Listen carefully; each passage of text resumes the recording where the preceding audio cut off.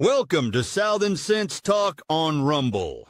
You are going to love Annie the Radio Chickadee Ubelis and her co-host, C.S. Bennett. You'll find them live here on Fridays from 2:30 p.m. to 4 p.m. Eastern Date Time. Check out their website at Southern Sense, as in commonsense.net. It's that easy, southernsense.net. So sit back and relax. They're informative, fun, irreverent, and politically incorrect. You never know where they'll go, but you'll love the journey.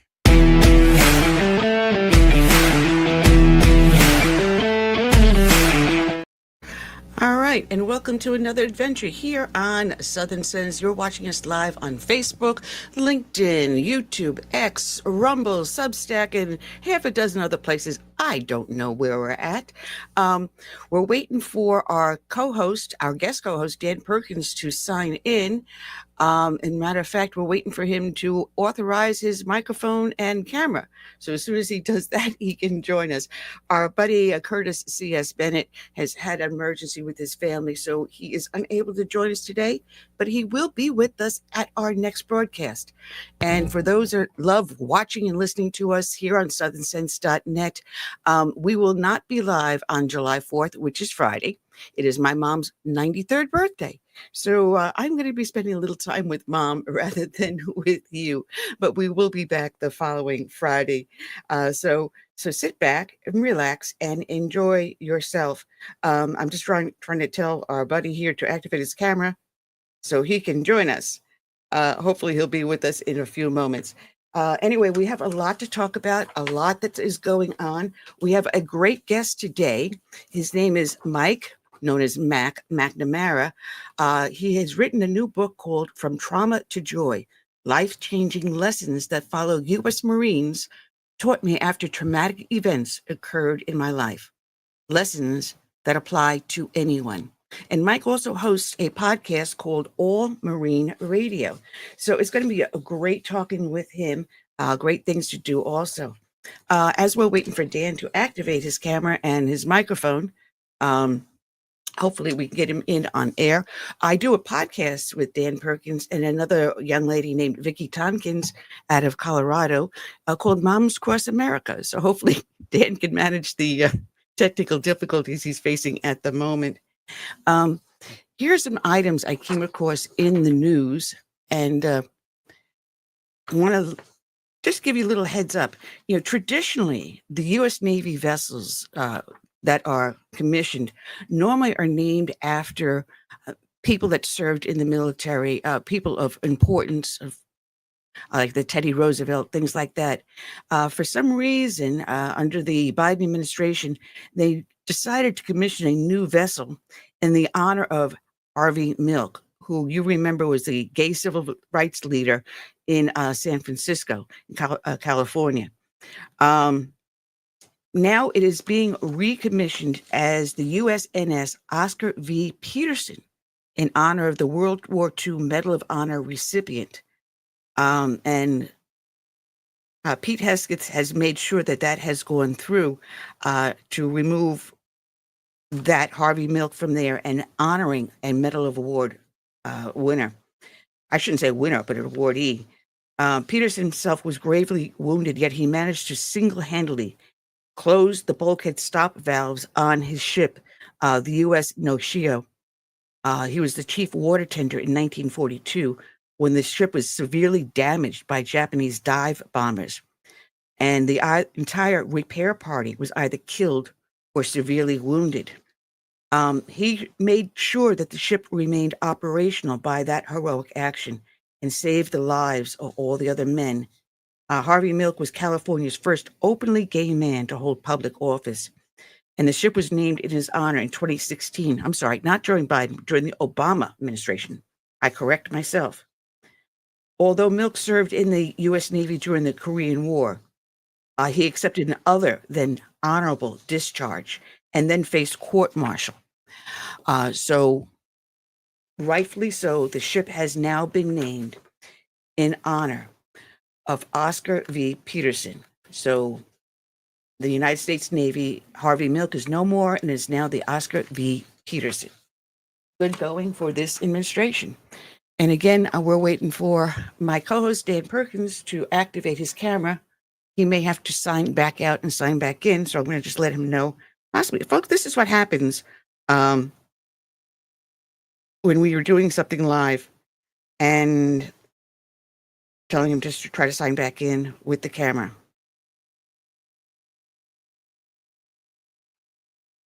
Okay, just send that over to him, and hopefully we can get Dan Perkins with us. We have also something I wanted to talk to Dan about, but we'll wait for him to sign back in on this one. There have been a couple of Supreme Court rulings. We're coming to the end of the Supreme Court session at the end of this month, and they've been wrapping them out like crazy. This is the latest, that the Supreme Court has now ruled on these nationwide injunctions. They've been playing lawfare with this administration since day one. No other president has had so many lawsuits filed against him as Donald Trump. I mean, you talk about a handful under Obama, a handful under Biden, a handful under even Bush. But I mean, they have been piling them on in the hundreds. So the Supreme Court has now narrowly ruled that these nationwide injunctions cannot exist. The courts are limited in their jurisdiction. This is ruled today that it limited the ability of federal judges to temporarily pause President Trump's executive orders. This is a major victory for this administration, but the justices made no ruling on the constitutionality of his move to end birthright citizenship. This ruling dealt with basically birthright citizenship. And they said, no, you guys have to narrowly keep yourself in your own ballpark, within your jurisdiction, and dealing with the plaintiffs in the case. In a 6-3 decision written by Justice Amy Coney Barrett, maybe she's coming around, maybe she's starting to like Trump after all, and split along the ideological lines. They're trying to reshape how citizenship is granted in the United States, even temporarily. The ruling means that the practice of extending citizenship to U.S.-born children of undocumented immigrants and some temporary residents and visitors would end in the 28 states that have not challenged the measure. The court ruling appears to upend the ability of a single federal judge to freeze policies across the country, a powerful tool that has been used to block policies instituted by Democratic and Republican administrations. The majority offered a different path to challenging his orders on a nationwide basis using class action lawsuits. So this is a huge, huge victory for, it says the browser has blocked the camera and microphone. I'm going to tell them to try Chrome.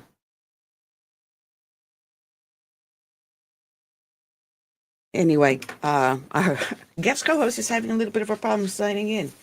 So hopefully he will come about with that in a few minutes.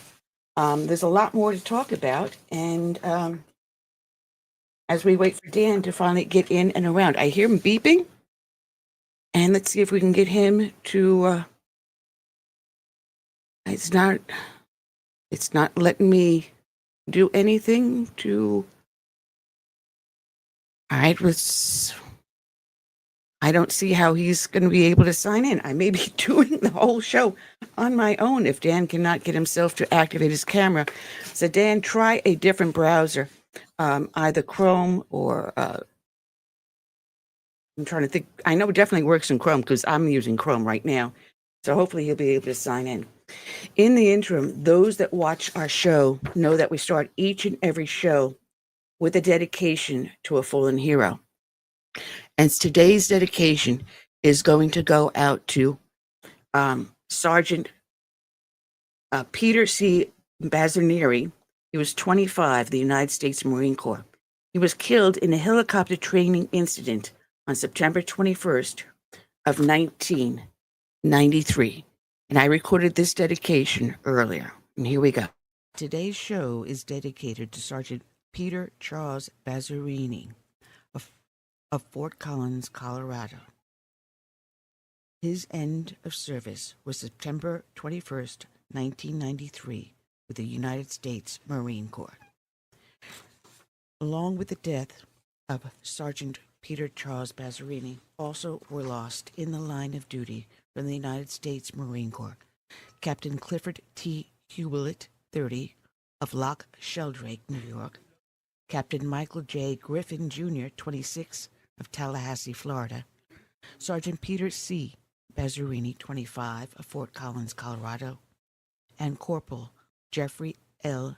Nueves, 20, of Corsicana, Texas.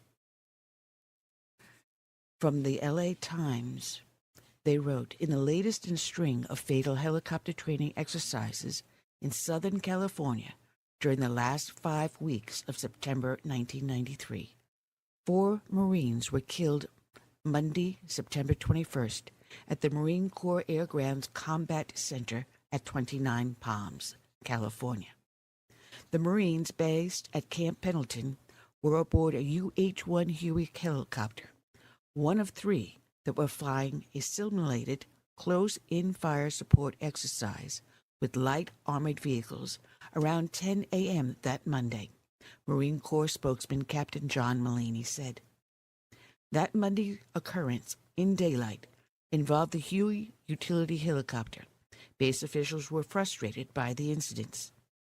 This is the Marine Corps premier training base, and we train almost every day of the year, Manley said. We train more than 50,000 Marines a year in combined arms exercises. The training is as hard and arduous as training can be, but safety is our number one concern. Accidents occur sometimes, he said, and they truly are unfortunate. Today's guest has a special tie to Sergeant Bazzarini. And this reads from the Patriot All-America, who held a special fundraiser in 2015 in his honor. And they wrote, in late summer and early fall of 1993, witnessed several fatal military helicopter accidents in Southern California. Sergeant Bazzarini of Fort Collins, Colorado, was one of those fatalities. He, along with 3 other men, was flying a training mission in 29 Palms aboard a UH-1 Huey helicopter. They were flying a simulated close-in fire support exercise with 3 other helicopters and light armored vehicles on September 21, 1993. All 4 Marines died in the crash that day. Sergeant Bazzarini passed away 4 hours after the crash. He was buried in Watertown, Connecticut on September 29th, the day that would have been his 3rd wedding anniversary. Sergeant Peter Bazzarini left behind a wife and 7-month-old baby. Today's show is dedicated to Sergeant Bazzarini, but we do not forget Captain Hewlett, Captain Griffin, and also Corporal Nueves. May God bless each and every one, and may God bless America.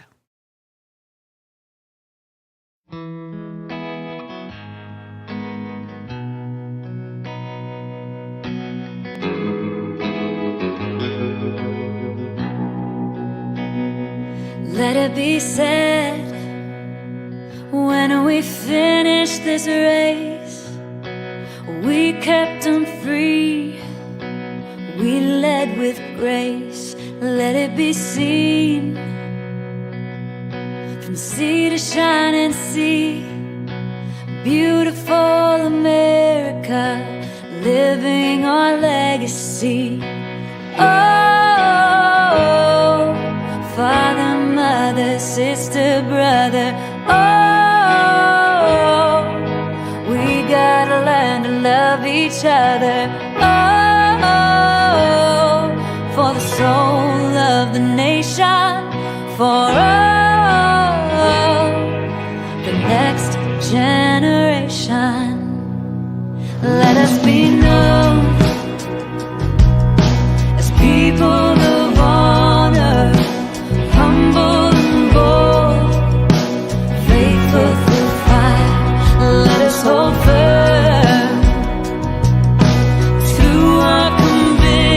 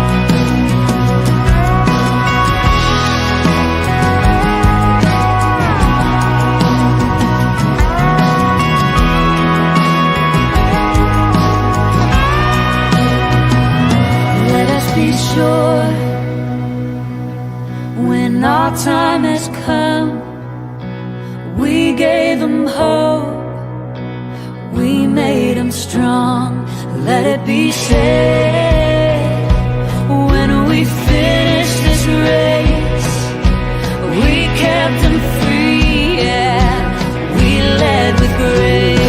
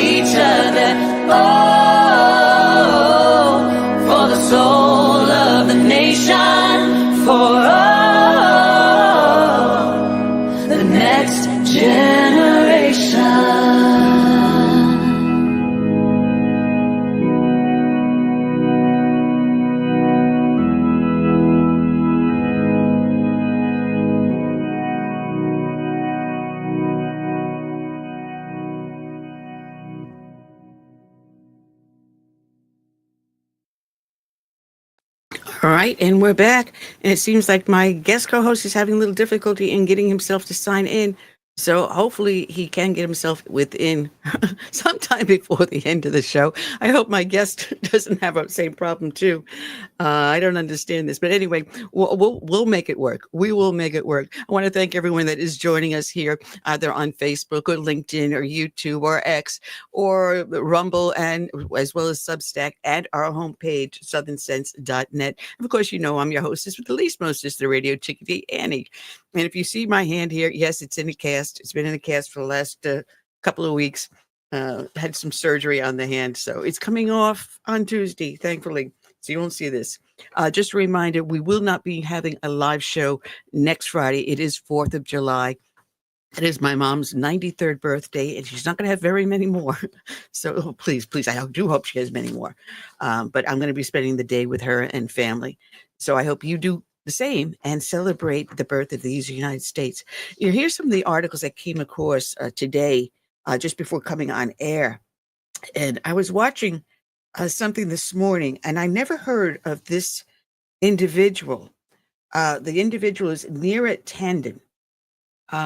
She was appointed a domestic policy advisor under President Joe Biden. And prior to that, she was a White House staff secretary. So I'm hoping that little click I hear is Dan Perkins trying to get his camera to work. And hopefully you need to connect your camera and microphone. Okay. Okay, connect your camera. Okay, of course, folks, this is live, so you can't really make it up. And mic under settings.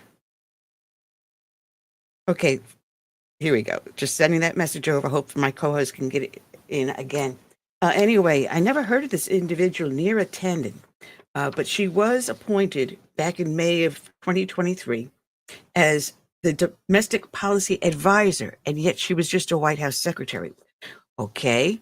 Well, anyway, the House Oversight Committee has subpoenaed former assistants to Jill Biden, and they subpoenaed this Anthony Burnell, a former assistant to First Lady Jill Biden, and he failed to appear before the committee on prior occasion to testify who was in charge of the White House during President Joe Biden's final 2 years in office. And Burnell refused to testify, so now they've subpoenaed him. Anthony Burnell was known as Jill Biden's, quote, work husband.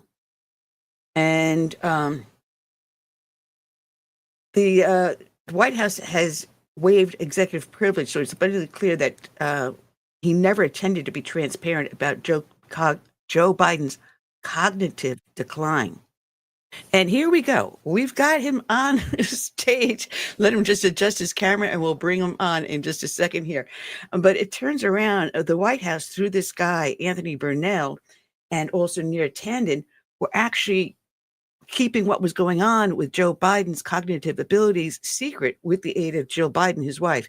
So let's welcome onto the stage the host and producer of Moms Across America, as well as other great podcasts, Dan Perkins. Good afternoon, Dan. Good afternoon. We've got to, I gotta get rid of one. So I'm gonna. Okay. Can you hear me now? Oh yeah, now you're perfect. Okay. Now you're looking marvelous, darling. I get on my computer, but I have you on my cell phone, so it'll be a little jiggly, but it's better than nothing. It is a lot better than nothing. We're glad that you could join us. I don't know if you were following this story now about Anthony Burnell was supposed to appear before the House Oversight Committee, and he refused to show up and testify. So now they've subpoenaed him. And it turns out that he was known as Jill Biden's work husband inside the White House. Yes. The question is, who's actually been running the White House? And then we have another individual who was no more than a White House pool secretary, who Joe Biden appointed to be his domestic policy advisor. And she was the one that was doing the auto pen. Right. So, who's in charge here? Well, see, that's the question that we've been asking for, what, now 5 years almost, who was in charge? And we've heard everything from Barack Obama to Jill to Hunter. The latest iteration is that it was actually our vice president. Queen Camilla Mella was running the show. And that's why, and the reporter who made that suggestion went back and looked at the record of the issues that she ran on when she ran in the first time for president and lost, never even made it out of the primaries. And what she said, since she's been in office before she decided to run for president on short notice, that many of the principles that the Biden administration adopted were her public policy positions for going back to attorney general in the state of California. So now the consensus is, when she was asked the question on The View, if you look back over the terms of the Biden years, is there anything you would change? Well, if she was in fact running the White House, there were her things, and she wouldn't change anything that she did. So I think that's an issue that ultimately has to be resolved. As it relates to the person who was asked to come to testify, I don't believe that person has a pardon so that he can be subpoenaed and to appear before a congressional committee, but he can plead the Fifth Amendment and not answer a question. It's really strange because there's a lot of questions, and they were asking this woman, Neera Tanden, who was giving you authorization. She couldn't even answer who was telling her to go ahead and sign these documents with the auto pen. She didn't say where these orders were coming from. That's another issue, which I have written about and talked with you about on the air more than once, is that from April of 2024 to January the 19th of 2025, there were over 8,500 pardons from the Biden administration. And the federal pardon law under the Constitution requires that the president is the only one who can grant the pardon, and he has a responsibility under the pardon laws to review the cases. There's no way he could have reviewed 8,500 cases. In fact, according to the pardon office in the Justice Department, there were almost 15,000 requests for pardon to Biden. So he couldn't have gone through 15,000 to pare it down to 8,500. So somebody else was doing it. The moment somebody else did it and took upon themselves the responsibility to make the decision, and without, whether the president agreed or disagreed, he can't delegate somebody to make that decision. And one of the things that is mystified people, how is it that he issued pardons or suspension of the death penalty for almost every one of the federal prisoners on death row except one? And I could see 1, 2, 3, or 4, or 5, but not everybody. Yeah. That we have the issue of who was in charge, but commensurate with that is the issue who was in charge of the auto pen, because the auto pen was never intended to use to be signed documents, laws, pardons, and it has been abused, and it was obviously abused. There are Yeah. some people who talk to pardon attorneys that he said with that number of pardons, it was a financial boondoggle, because the Justice Department says that a federal pardon can cost in attorney fees and other things between $10,000 and $50,000.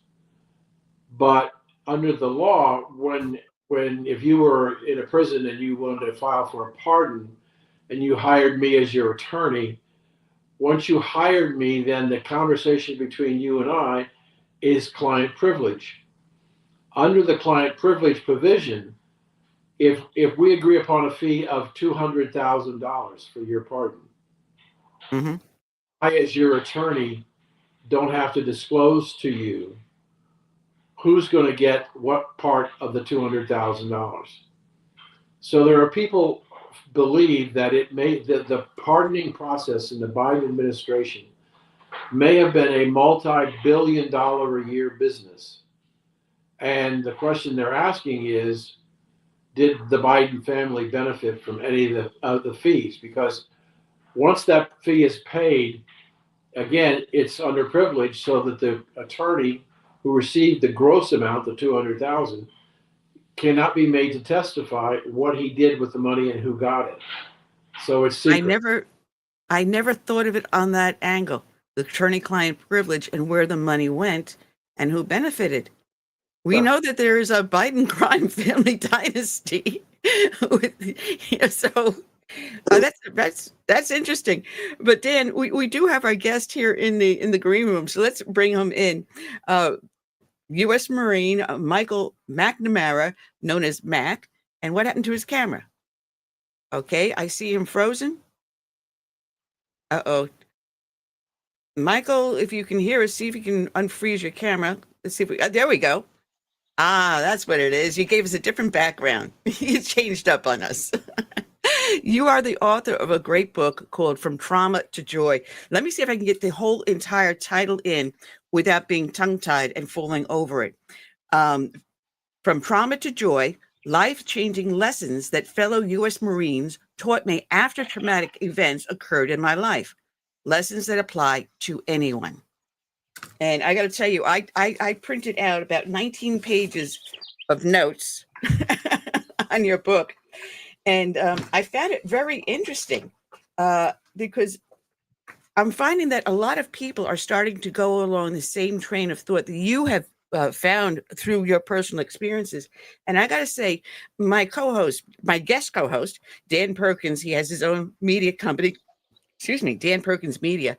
But when I first met him, when he wrote his first couple of books, he was also working with people that had PTSD with songs and stories for soldiers. Remember, Dan?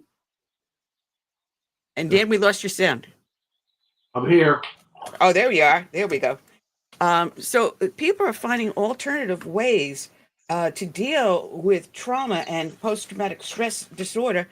And there's also a gentleman, former congressman, if I can get my paperwork in order here, that has also a book out. Oh,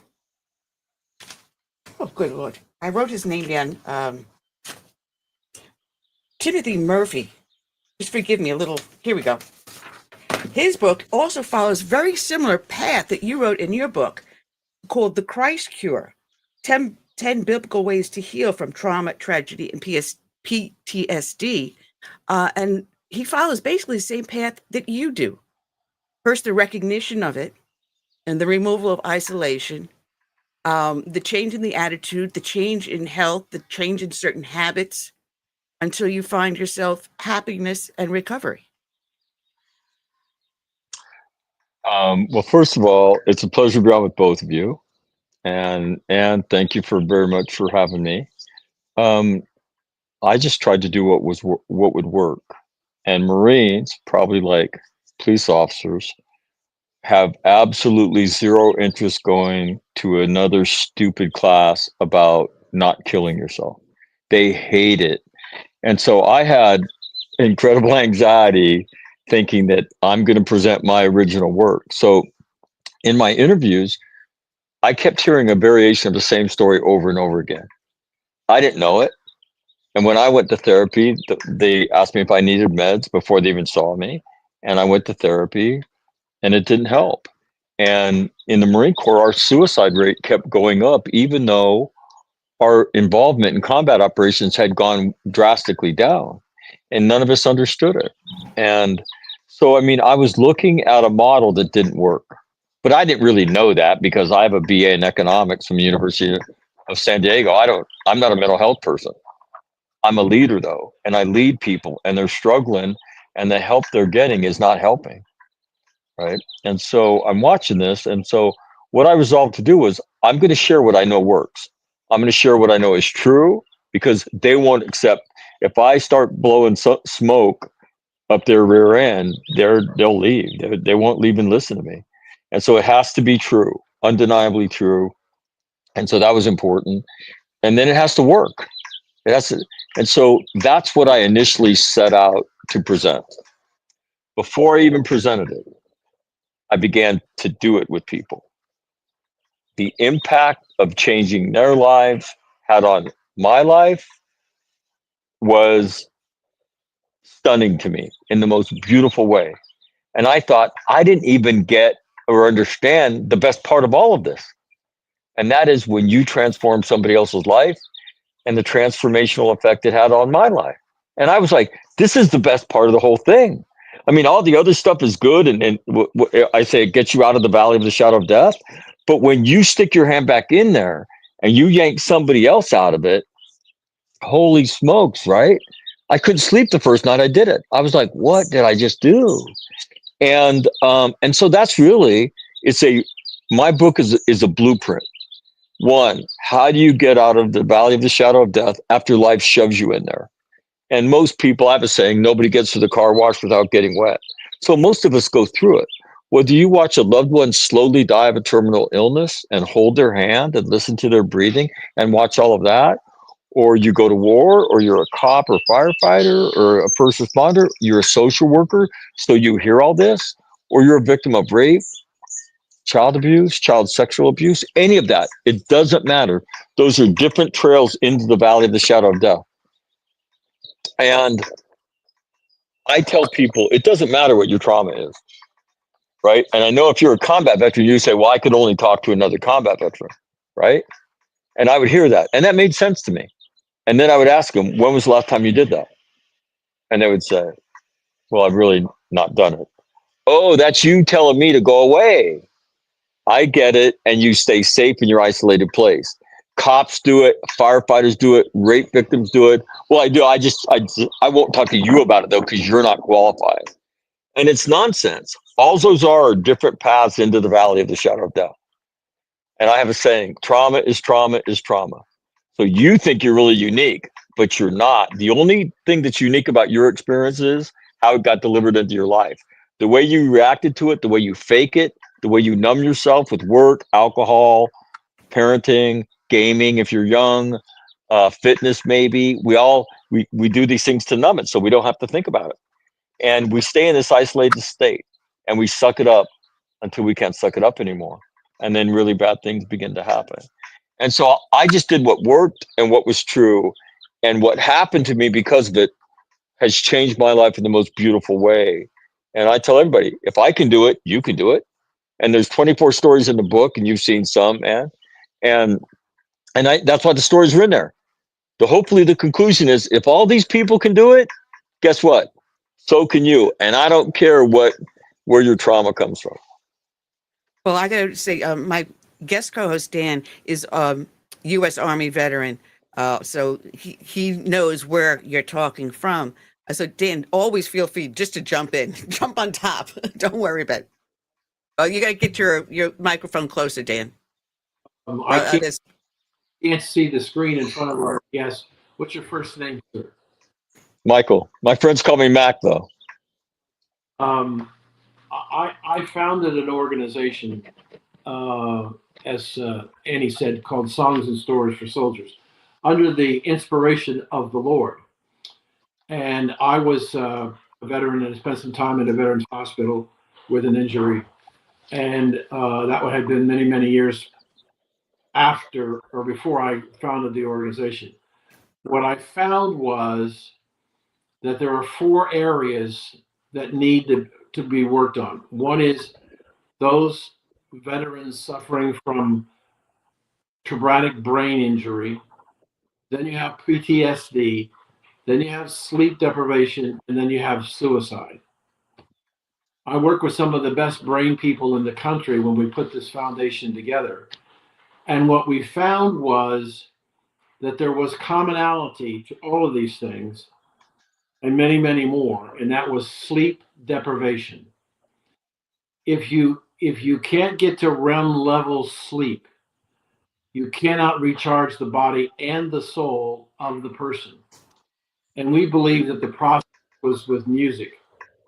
It wasn't regular music, it was music that we had people synthetically create music in cooperation with the doctors. We went to the VA within a year after we founded the foundation and talked to them about the work that was done on treating all of these 4 things with music. And they didn't believe us. But we went on and we started working with the VA on a local basis. We started working with the American Legion, the Veterans of Foreign Wars, all the veteran service organizations. And about 3 years later, the VA released a report that music can be a very significant therapy to deal with the 4 issues that we talked about, because it allows the person to get to REM level sleep where the healing can take place. Our program was started in 2011. We're now in 238 institutions across the country that are treating veterans. And we've given our MP3 system to over 28,000 veterans for free. We have a website that veterans can log onto and have access to 3 million songs, over 100,000 audiobooks, and every radio show from 1939 to 1961, and 3 additional custom 8-hour sleep audios.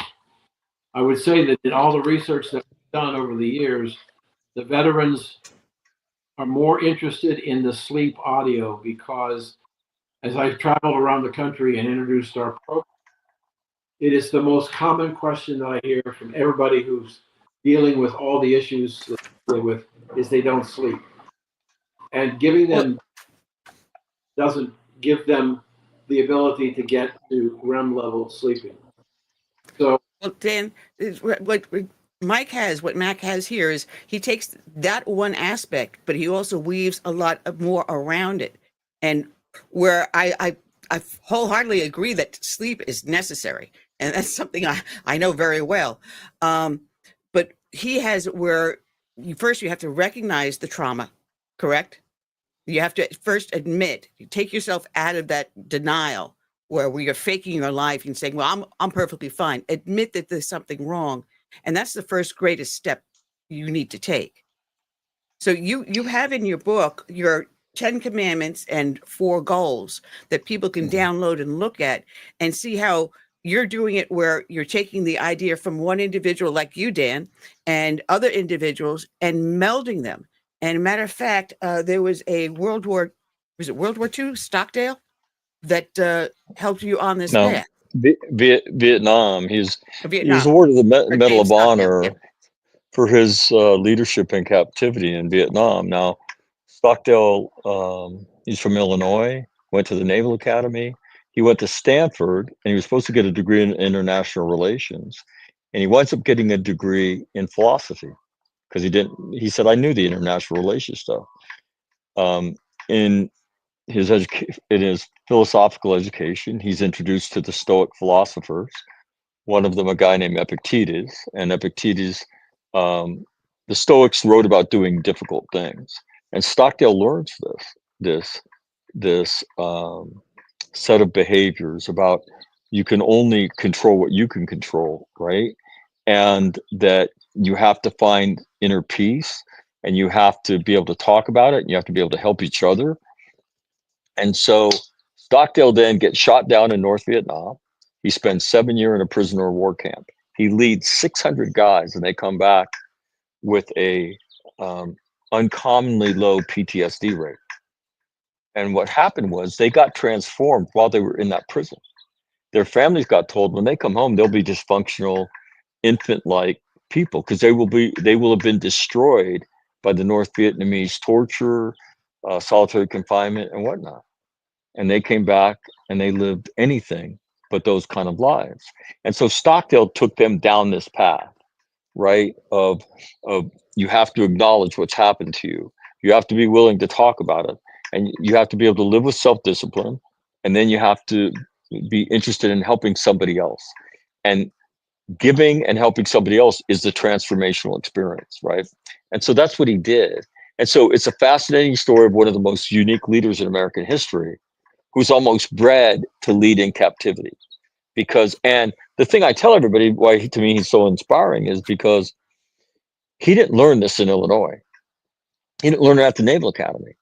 He learned it at Stanford, reading the writings of a slave, right? About one of his great quotes is, the true test of character is not hanging in there when there's light at the end of the tunnel. It's perseverance and doing your duty when there's no light at the end of the tunnel and there's no hope of light ever coming. It's a pretty dark place that he describes, and that's how he lived. And so, but to me, what I tell everybody is he learned this, right? Living with trauma in your life is pretty normal. Most of us go through traumatic experiences.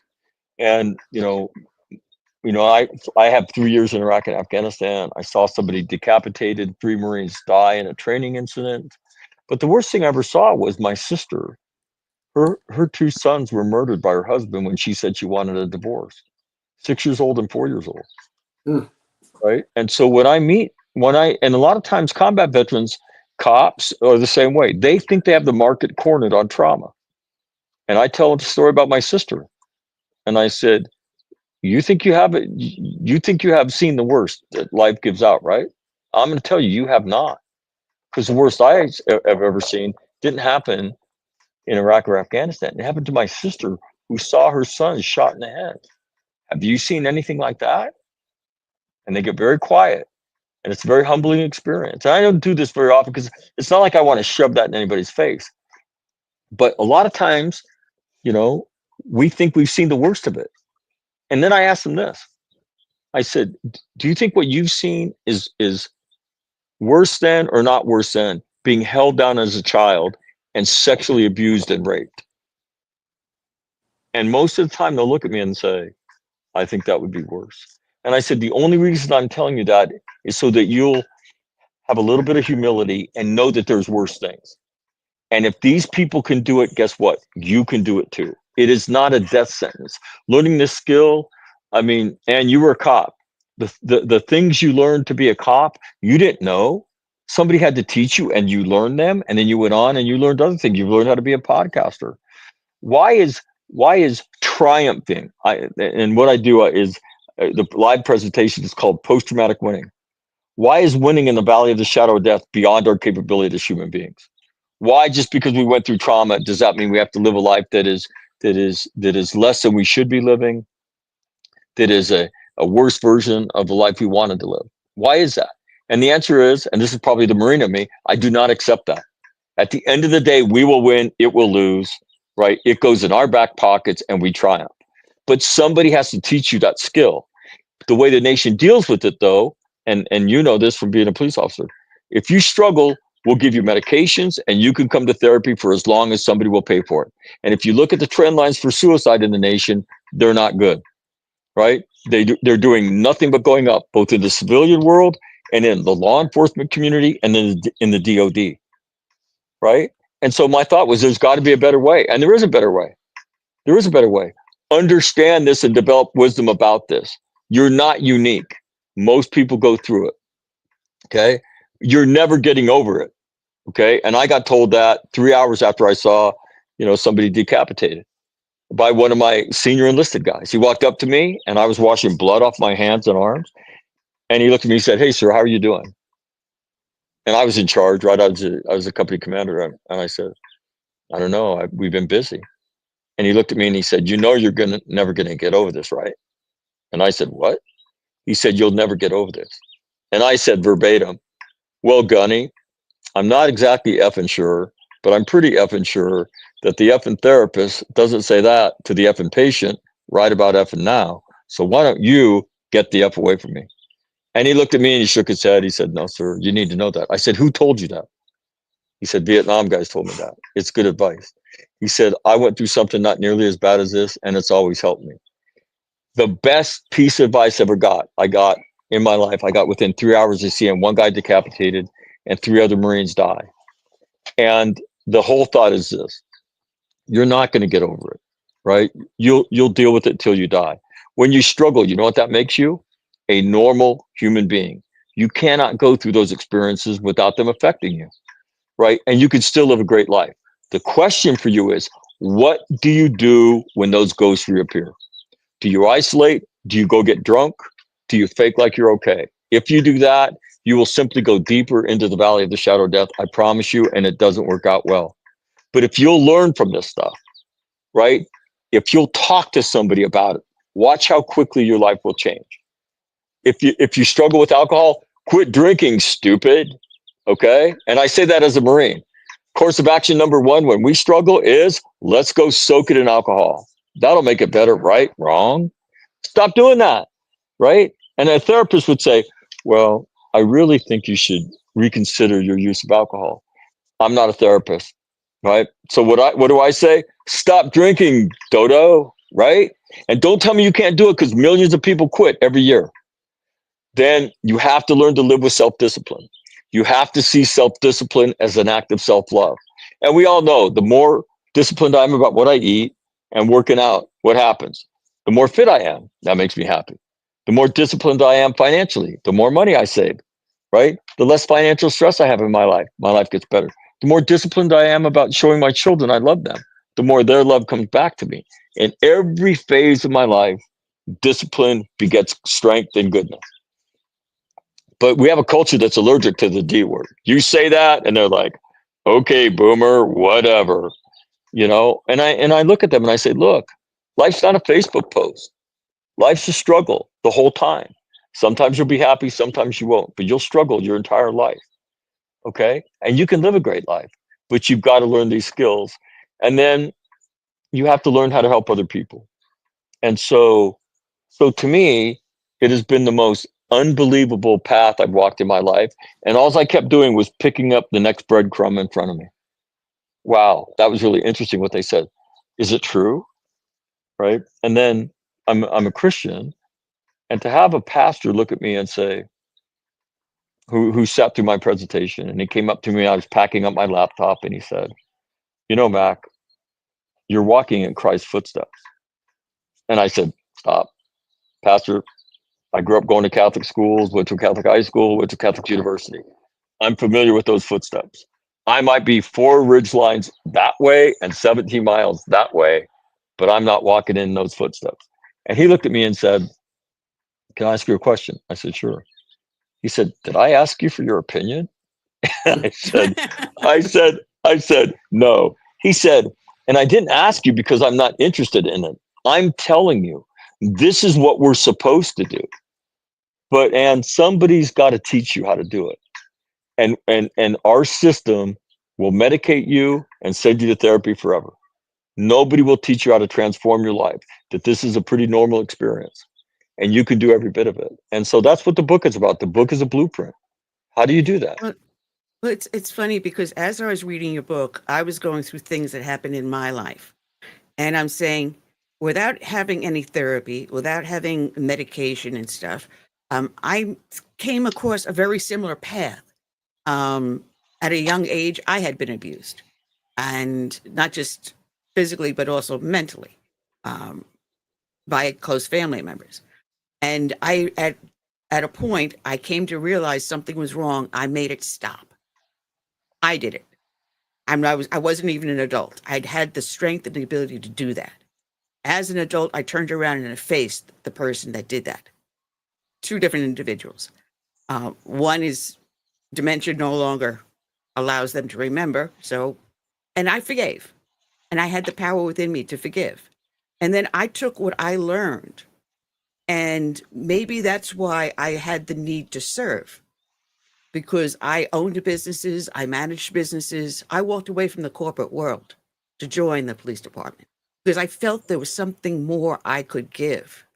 And I always thought of a parable, a story that was told to me a long time ago, that a man is complaining to God how bad his burdens are, how terrible. He wants to give up the cross he's forced to bear. And so he's taken into a room where there's tons of crosses of all sizes, all burdens. And those burdens are written on there, no names. And they said, choose the cross you feel is worth you bearing. And he finds a tiny one, all the way in the very corner of the room. And he's told, flip the cross over and look whose name is on it. His name was written on it.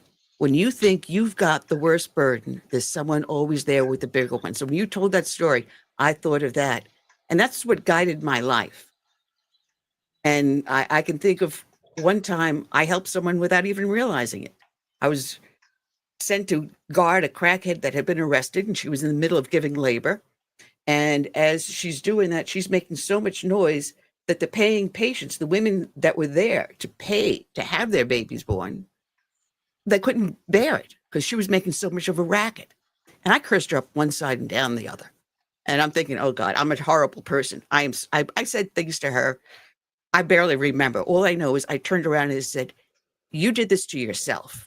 You chose your path. Now you got to figure out how to get out of here. And that baby, you better hope, is born without any drugs in its system. And about a year or so later, I see this woman going through the housing projects, pushing this beautiful, beautiful baby.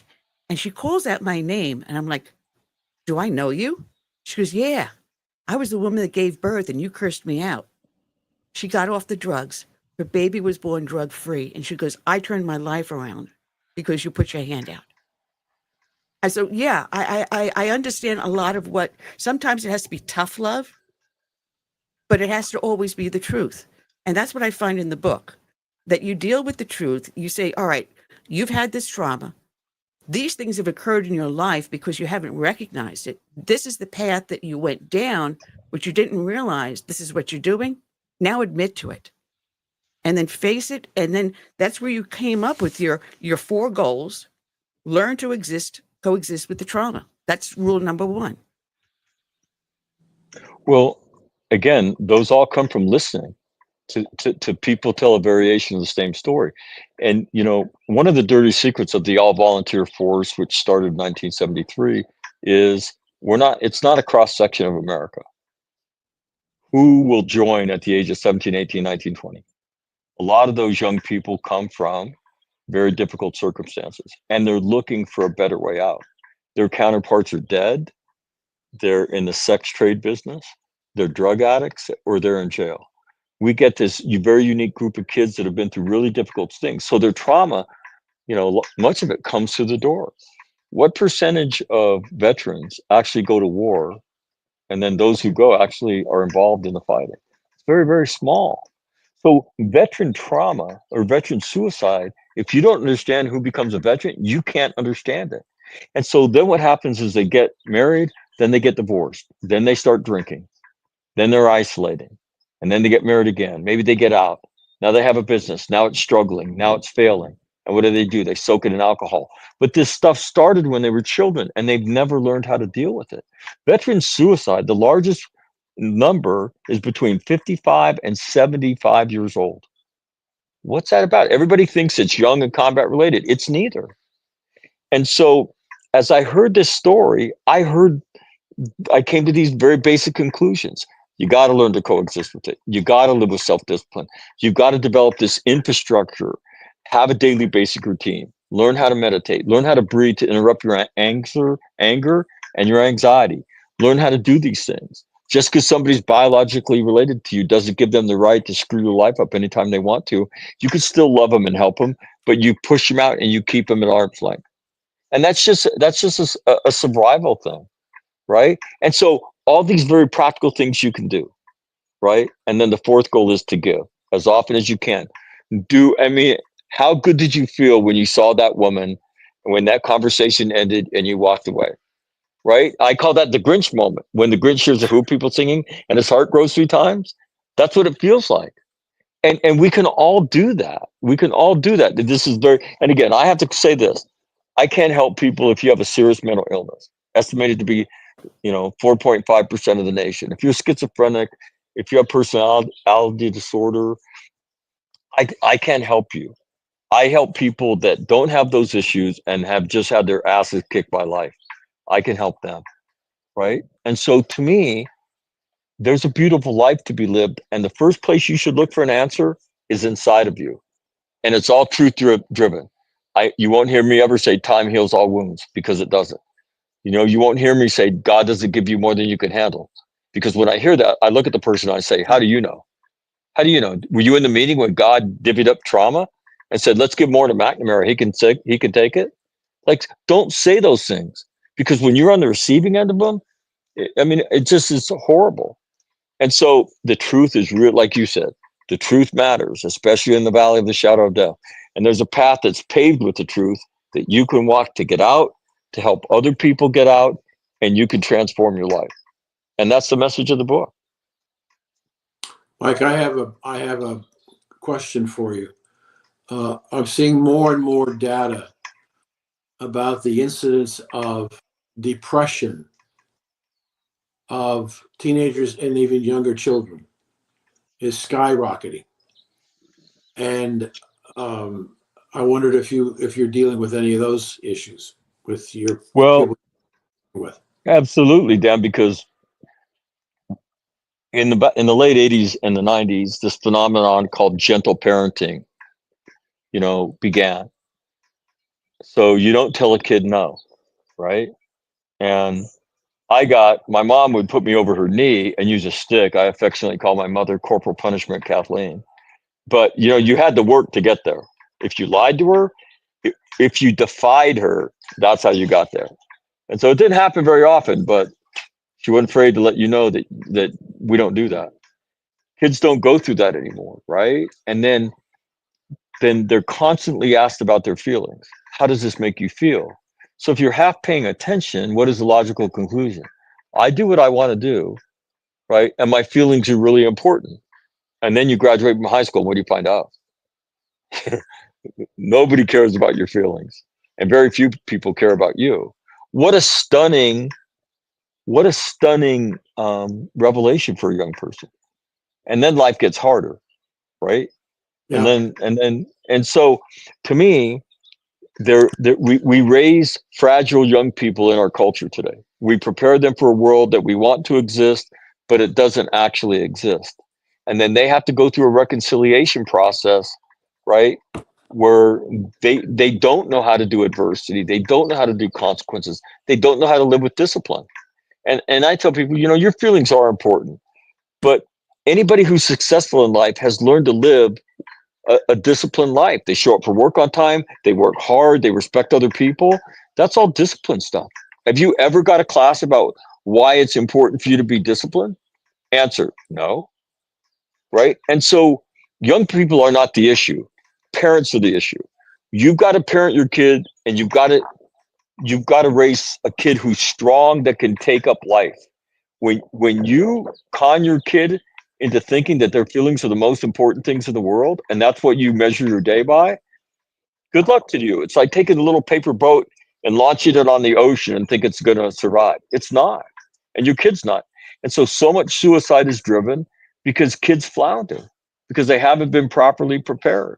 And so, yeah, depression. And I don't know so much if it's clinical depression, but I will tell you this. It's this constant unhappiness because my life isn't happy. And your life is not supposed to be happy. Your life's going to be a struggle, right? But that's not the way they've been raised. That's not what they believe. And so, but the good news is that we can fix that. And it starts with looking them straight in the face and telling them the truth. I tell a story. One of the first kids I met when I presented this in public, he was actually walking out of the presentation. His father committed suicide when he was 9. A friend of his hung himself in grammar school because he was being sexually abused by his stepmom. And then his brother committed suicide after he joined the Marine Corps. He goes home and buries his brother. He finds out the reason his brother killed himself was because his brother was sleeping with his fiance. And I hear this story and I'm like, okay, look, if you don't want to stay for the presentation, that's fine, but you don't need to make up, the second reincarnation of Job, right? But it was all true. And so I met him. I said, let's get out of here. We go into this little coffee kiosk. He sits down. I'm dragging a chair and he looks at me and he says, does it ever stop hurting? And I said, no, never. He said, the only reason I spoke to you that day is you're the first person that looked me straight in the face and told me the truth. That kid is now out of the Marine Corps.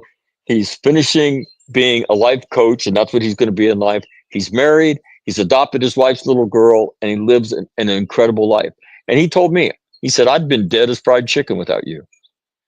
And the key was I told him the truth. And so we've got to be more real with young people. We've got to prepare them for life. And we can do that. And that's the good news. But depression, again, whether it's this constant, pervasive sadness because nobody pays attention to their feelings, we can fix that, right? Clinical depression is beyond the scope of what I do, right? But I think most young people, if you diagnose it and pull it apart, it's not clinical depression. It's just life isn't the way they thought it was going to be. Life is harder. And so they get stuck in that spot. Well, we lost Dan for a second. He's been having a little technical difficulty, so just apologize for that. But, there is truth in just everything you've said. Today's kids are being brought up where the feelings matter more than anything. Now they're teaching kids in kindergarten about transgenderism before they even know what the heck puberty is, before they even know the difference between a boy and a girl. So, it's whatever the flavor of the month is what's going to fly. And I remember my first father-in-law. I was married. My first husband was a gunny. And there was a disparity between World War II veterans and Korean War veterans and those that came out of Vietnam.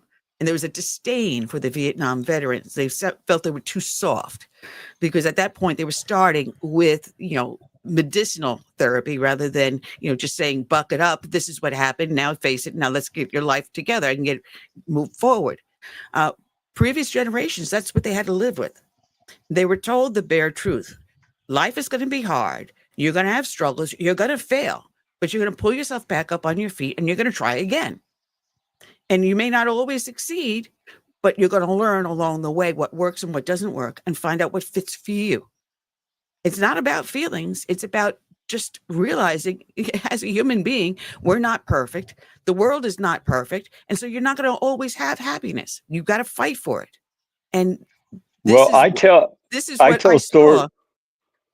Well, I'm sorry, Ann. I tell a story in the book that I got asked about my feelings when my mother was spanking me. That's the only time I remember. How does this make you feel, genius? Didn't I tell you not to go play on that construction site?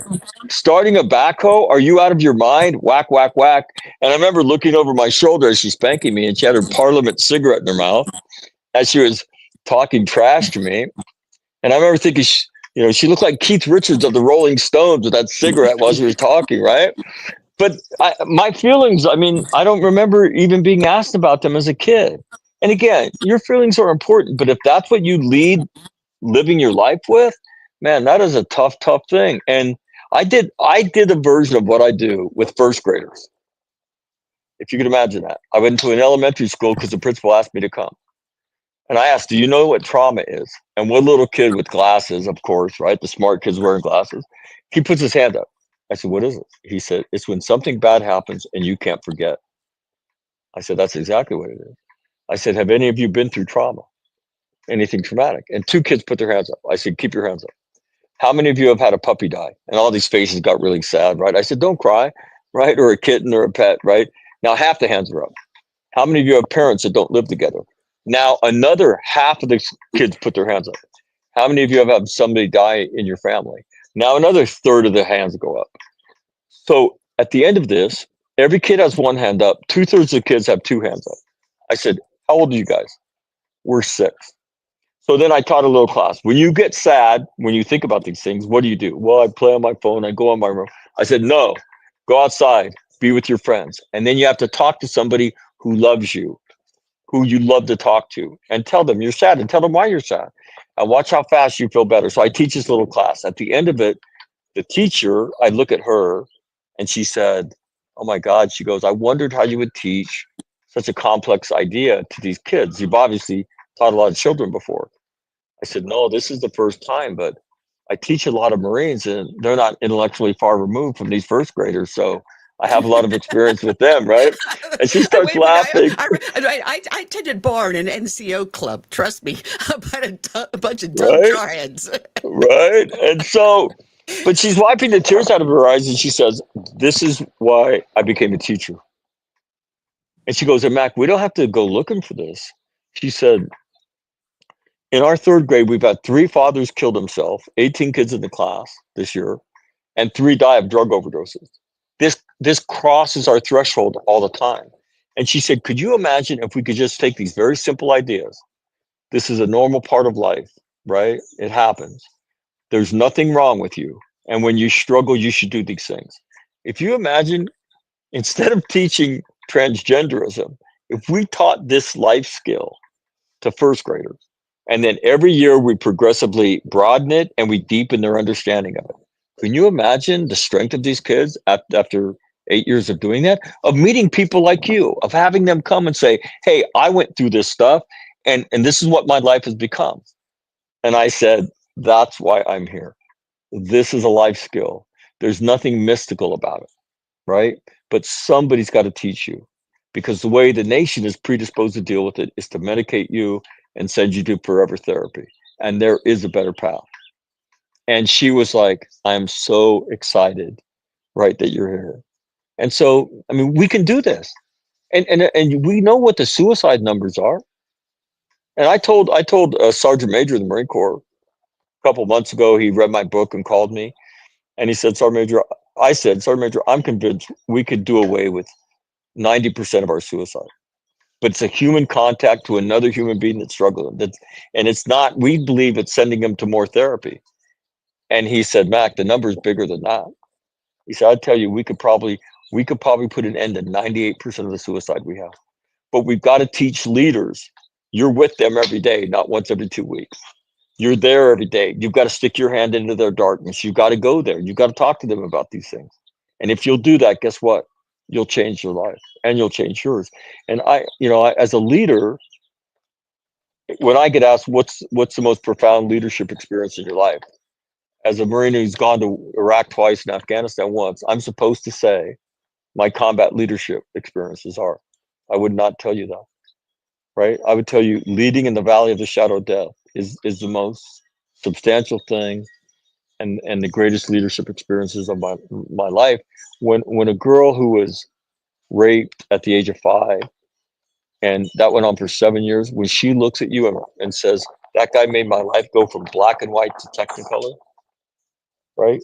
He changed my life, right? I mean, there are no words for that. And what changed your life? The words of my gunning. You're not getting over this. You're going to have to learn to coexist with it. And when you struggle, it means you're human. She said, it felt like somebody lifted a 1,000-pound brick off my throat, because I had been going to therapy for 20 years and I thought I was supposed to be able to get rid of this stuff. And now she said, I live my life every day. And I know it sounds really like corny, but I'm able to live in the present. I'm not afraid anymore. I'm not afraid of what's going to happen to me. And so I go to these things unencumbered. And I've never had that experience. That is what's possible. We can do that. There's certain key takeaways I've gotten from the book. First off, it doesn't go away. But I think one of the most important things is that when you turn around and you say to stay connected with your tribe, and using the word tribe is extremely important, because you said that to the kids. Go out there and talk to someone who loves you. And not someone who's going to tell you platitudes, but someone who's going to sit down, listen, And when you need that hug, they're going to be there to give that hug. And I think these are the two main takeaways, because you can't start healing unless you do these two things, I believe. Well, and to me, stay connected to your tribe, and everybody's terrified to talk about their stuff with somebody, right? And so we hold it in. And I say, look, you don't have to tell the whole truth. Start with 20% of the story. And what are you afraid of? You're afraid that they're going to change what they think of you, right? And they're like, yeah. Because, these things happened to me when I was a kid. They're ugly. And then I did ugly things to other people because of it. And so I'm not proud of it, and I'm scared. I said, okay, tell 20% of the story. And let me make a prediction. What happens instead of judging you? What happens if all they do is love you more? And the person they start crying because they're terrified. And I had a friend who was raped 3 times. I didn't know it. We were roommates in the Marine Corps as lieutenants. And he called me and he said, he's from Long Island. And he said, you don't know this, but you've changed my life. And I said, that's awesome. What did I do? And he said, I listened to you. And so I was raped 3 times. And I said, what? He said, yeah, twice in the Marine Corps when I was a young enlisted guy, and then once in college. And I thought that those things were my fault. And I was, and I brought it on and all that. And so I drank. I was not a good father. And I finally got my family together on a Sunday after we had all attended mass. And I told them the truth. He said, it was the most scared I've ever been in my life. And I said, oh, let me guess what happened there, stupid one. And he said, what? I said, all I did was love you more. He said, they looked at me with tears in their eyes, right, crying, and said, Dad, why didn't you tell us sooner so we could help you? But it's terrifying, right? I don't know. And so people need leaders like us, right, to put our hand on their shoulder and tell them how to do this. Somebody who loves you and will not judge you. They don't need to have your experience, right? And then go there softly. Start with 20% of the story. And then slowly but surely go deeper and deeper. And so you can do it safely. And that's very pragmatic advice, right? Because they're scared. And then watch what happens to your life. Watch how quickly your life changes when you begin to talk about the things that you don't talk to anybody about. And so it's the coolest thing in the world to see somebody transform their life and to be a part of it. And but so the concept of tribe is important. When I heard combat veterans, cops say it, rape victims say it, I can only talk to another person that's had my experiences. But ultimately, when they talk to somebody who loves them and will not judge them. And most of the time, it's what that person doesn't have that experience. And that's how I learned that, right? I said, wait a minute, but you told me you ultimately talked to your brother, but he's never served. He doesn't do it. I know, but I knew he wouldn't judge me. And so so all these things, all these very pragmatic truth things to do, they're all common sense.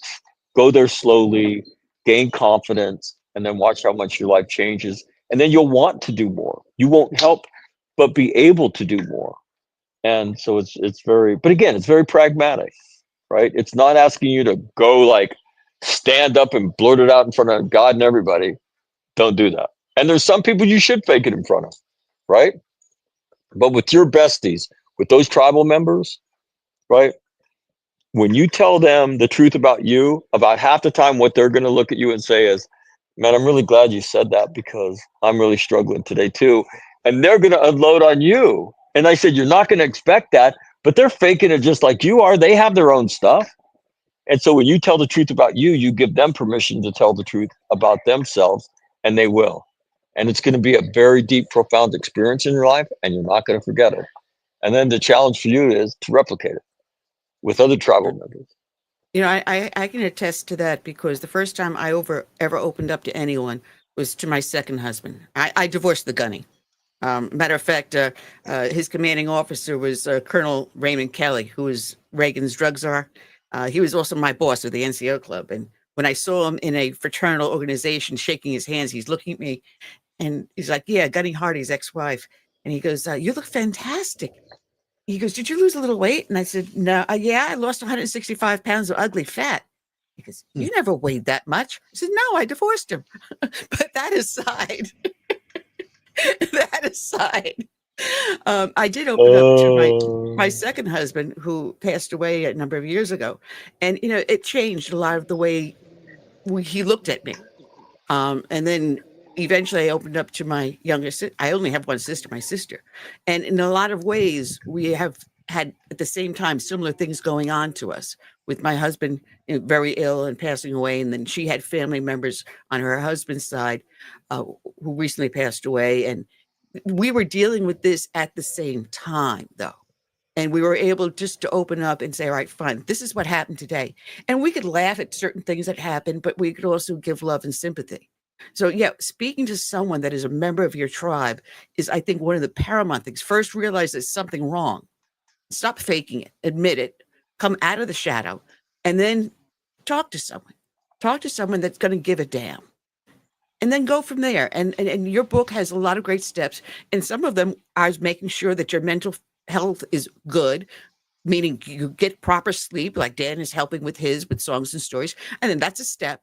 But, there are a lot of different things that you have in your book. And I see where it branches out. Other people starting to see the same things that you and I have seen. You wrote it down. I just never was able to articulate it. But you put it and cemented it into everything that I've been believing. Like, they give me pain pills. Yeah. And I'm sorry, I will not take narcotics. I've seen what it's done to people, and I won't go down that path. I've lived with an alcoholic. So I restrict myself and I say, well, fine, I'm not taking pain pills, but I'll have a scotch or two before I go to bed. I'll sleep better and I'll feel better. But you're not going to drink 24/7. You're not going to go out on a binge, but you're going to enjoy yourself. And so there are ways to moderate. And that is a lot of the things that your book points out. No one's in this alone. Each and every one of us have some form of trauma. Some of us have multiple.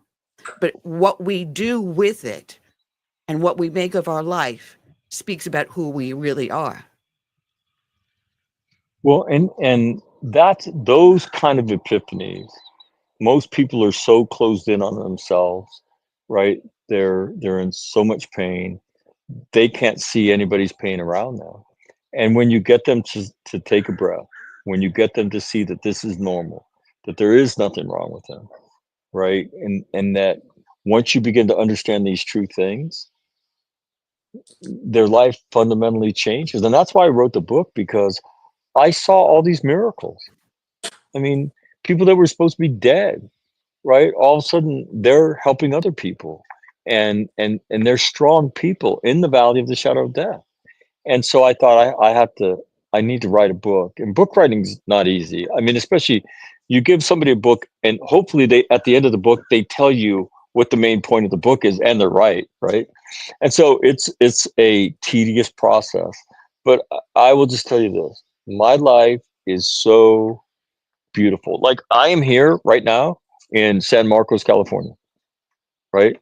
The reason I'm here, a classmate who I haven't seen in 49 years wrote me a text message after he read my book and told me how it moved him, and that he wanted to talk to me and tell me the parts of the book that I screwed up, right? So we're going to have that conversation and I'll unscrew him. But I have just these incredible experiences from being here, right? To, I was on a radio show a week ago and I got an email from a guy, this long email. His wife had died. He tended to her while she died. And he said, I got in my truck and you were talking. And I started listening. It was just it was on that station from earlier in the morning when I went to work. And he said, you said you'll never get over it, but you can still live a great life. And you had my undivided attention. He writes me. In fact, he just told me on the phone when I spoke to him today, he said, I read that email I wrote you. I can't believe I wrote you those things. Right? He said, I can't believe I told you that much. But that's how much of it, and we know how much of it's out there, right? There's so many people that are hurting. And so I'm just a normal person who's picked up these breadcrumbs, who's found a path that I think the same path Viktor Frankl found when he wrote Man's Search for Meaning, a wellness classic, the same book that the guy who wrote the big book for Alcoholics Anonymous, he found the same path, right? Because what's fundamental to Alcoholics Anonymous is helping somebody else. And I get asked, I don't even know the guy's last name, Bill something, but I would get asked all the time, are you a friend of Bill? And I would say, Bill who? And they'd say, never mind, and they'd leave. And so finally I was at the Naval Academy speaking, and I left a dinner that they had for me, and I walk outside, and there's this Navy senior chief standing there with his wife. I said, hey, senior chief, what's up? He said, my wife has a question. She said, are you a friend of Bill? I said, no, but who the hell is this Bill guy that I keep getting asked about? And she said, he's Bill, and I can't remember his last name. He's the founder of Alcoholics Anonymous. She said, I was sure that you're a recovering alcoholic. I said, no, alcohol caused too much pain in my family. I don't drink. I've never been to a meeting, and I've never cracked that book. And she said, that is stunning. But I told her, I said, maybe there is a path in life, and maybe he found it. And maybe there's common elements on that path. And that is, one is the truth, one is and then another one is getting yourself right. And then another one is helping others and transforming your life. And she said, those are the common themes between his work and your work. She said, you've never seen any of it. I said, not a word. She said, oh my God. So I think there is a path. And I think Frankl, in his book, Man's Search for Meaning, right, he created a form of therapy called logotherapy that said man's primary quest on this planet is to find meaning in their life. It's not for power, right? It's not for sexual gratification, but man's primary drive is to find meaning. And his book is about that. And he went through the German concentration camp system in World War II. His entire family is murdered. And then he finds meaning in his suffering by helping all these other people that he helps. And he transforms his life and teaches us for the rest of his life. And so to me, I wonder, like, well, why did I have to stumble on this path by myself? Why isn't this a basic part of the wellness of police officers, firefighters, social workers, military people? Because you do go through traumatic things, and it is a normal part of life. And somebody should teach you this life skill. Now, if you go through it and you decide that you need more help and you want to go explore medications or whatever therapy that, light therapy or all the different variations of it, then have at it, but do it as an informed consumer. The first pieces, though, you should put in place are your own wisdom, because you learned, your self-discipline, infrastructure that you create. You have a daily basic routine, you're physically active, you meditate, right? And then you help others. If all that's in place, you're probably not going to have to be on any medication for very long. You're probably not going to have to go to therapy for very long. And you'll be a better consumer of those services because you're a stronger, more informed version of it. And that's all the art of the possible. And I kind of wonder, why don't we do that? Is it because there's no money in it? Is that why we don't do it? We've got a multi-billion-dollar society out there that feeds on diversity, equity, inclusion type of ideas. We're touchy-feely. And until we are able to change our society around and realize that it doesn't matter what your skin color is or what your gender is, that doesn't mean a damn thing. You didn't ask God to be born who you are, but what you do with your life here on earth and what you are able to produce, whether it is goodwill or some fantastic piece of art, it is what you do with your life that counts. Not this, but what's in here. And I think that's what your book is basically saying. And Dan has been working with the same thing, helping people find what's inside with the truth, with his podcast, with his books and everything else. We're all basically saying the same message. We're just coming at it in different ways. And maybe this is the start of changing the wokeism we see. And maybe we can change the path of our society. One of the things that I've experienced in working with veterans now for almost 15 years, where I get the greatest amount of personal satisfaction and where I see the veterans also at the same time is hospital visits. I'll tell you a quick story. I was introducing our program into the VA hospital in Cincinnati, Ohio. And I said, when I was talking to the director of the hospital, I said, there's two areas I want to see. I want to see the cancer ward, and I want to see the dialysis ward. And she said, why would you want to go there? I said, because most likely those people have nobody to come and see them, family or friends. I went in to the kidney dialysis ward first, and I simply sat down next to the space chair for dialysis, and I talked to them about where did they take basic training, what branch of the service were they in, what did they do, where did they serve, and I engaged them in conversation that allowed them to talk about their lives. I talked a little bit about mine, and I would spend maybe 15, 20 minutes with each person. When I went to the chemotherapy, the nurse at chemotherapy was very angry with me because she said, nobody comes to see these patients when they're in cancer therapy, and you're probably not going to come back. You're going to make your political visit, your do-good visit, then you're going to go on to another place. And I said, I'll make you this promise. Anytime that I'm in Cincinnati, I will come and visit your ward. And she said, yeah, right. About 4 months later, I was in Cincinnati, and I said to the people, I have to change my schedule. And I just walked into the chemotherapy lab, and I just stood there in the door. And she said to me in tears, you came back. I said, I came back because these are my brothers and sisters in here, and they need to have somebody to talk to, just to help them deal with. And they loved our MP3 system because it allowed them to pick music and listen to books and do all kinds of wonderful things. But the visitation of that person, I'll never forget this guy in Cincinnati. His entire life was a twin bed, a gray locker, and a single metal chair. That's where he lived, in a VA facility. And he lived there alone. And if we want to feel better about ourselves, we can do what you're suggesting, and that is helping other people. There's lots of different people in different positions that need help and need our well wishes, our concern, and our compassion. All right, we're down to our last minute, believe it or not. This whole show has gone so fast. I knew it would, Mac. I knew it would. But I'm going to tell people to go to your website, which is All Marine Radio. They can download the 10 Commandments and the 4 Goals. They can get your book. They can listen to your podcast. They can also send you an email or text you a message through your website. And you do answer. You do answer. Dan, it is great for you to sit in with us today, despite all the technical difficulties. But we got through it. And I do Moms Across America with Dan, which he then puts up on his website, Dan Perkins Media.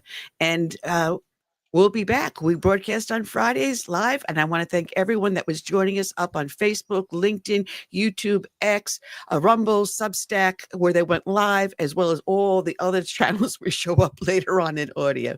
But Mac, it has been a pleasure, and we welcome you back anytime. Anytime that you'll have me, I would love to. I will tell you this, Anne, that you saved somebody's life today. It happens every time I do this, right? They're in a very dark place, and they hear these words, they hear the truth, and then they get curious. And then I'm going to get an email from somebody that says, hey, I was that person. So God bless you for doing what you're doing, right? Dan, it's a pleasure. It was a pleasure to meet you. And I'll come back anytime, because this conversation is an important conversation, because we all deal with it. Right. Yeah. And the idea that there is a path, you can walk it, and then you can transform somebody else's life. That's the truth. And we can all do it. So thank you very much for having me. You bet. Take care. All right. Well, Dan, that's all we got. We're over our limit, and I will say thank you, and we will speak again on Wednesday. Until then, have a good weekend. God bless.